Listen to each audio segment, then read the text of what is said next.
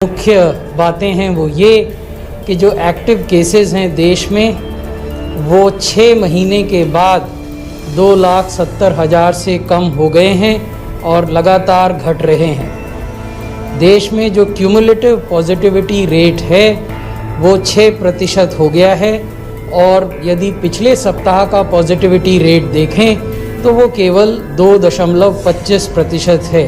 Last week's positivity rate in the country is only 2.25%. एक और बहुत महत्वपूर्ण डेवलपमेंट ये हुई है कि INSA-COG नाम की एक कंसोर्शियम की स्थापना की गई है। इसमें देश के 10 गवर्नमेंट लैब्स हैं। ये CSIR के लैब हैं, DBT के लैब हैं, ICMR के लैब हैं और स्वास्थ्य मंत्रालय के लैब हैं।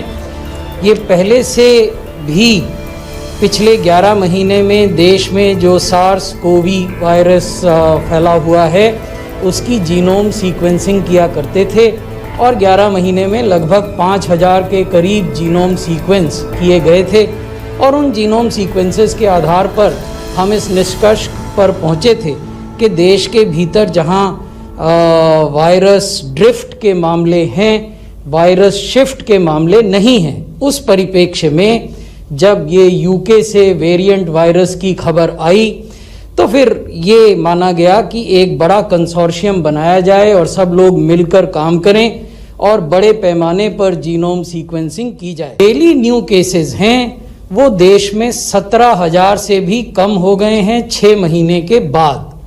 तो हम आपको दिखा रहे हैं कि 25 जून को 16,922 मामले थे देश में और अब 16,432 मामले रिपोर्ट किए गए।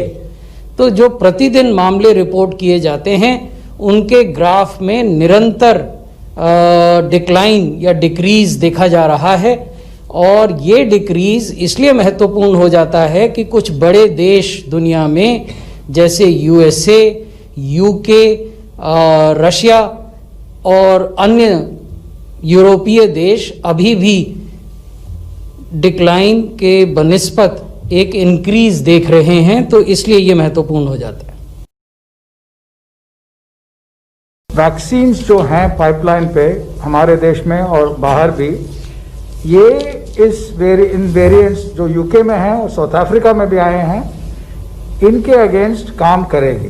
तो एक इम्पॉर्टेंट अश्योरेंस है कि इस स्टेट पे वैक्सीन्स के बारे में फिक्र करने की अभी ज़रूरत नहीं है। So there is no evidence that the current vaccines will fail to protect against कोविड-19 on the variants reported from UK और साउथ अफ्रीका। वैक्सीन्स क्या करते हैं, ज़्यादातर स्पाइक प्रोटीन जो है, जो वायरस के ऊपर है, उसके बारे में और बताऊंगा, उसको टारगेट करते हैं और उस स्पाइक प्रोटीन में ये वेरिएंट्स में चेंजेस हैं।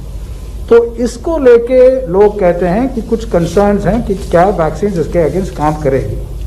लेकिन वैक्सीन्स क्या करते हैं, हमारे इम्यून सिस्टम को एक बड़े वाइड रेंज प्रोटेक्टिव एंटीबॉडीज तैयार करते हैं। तो इन चेंजेस से वो पूरा रेपर्टवार जो है प्रोटेक्टिव एंटीबॉडीज का, वो काफ़ी है इनके खिलाफ काम करने के लिए। So the changes in the variants are not sufficient to make the vaccine ineffective.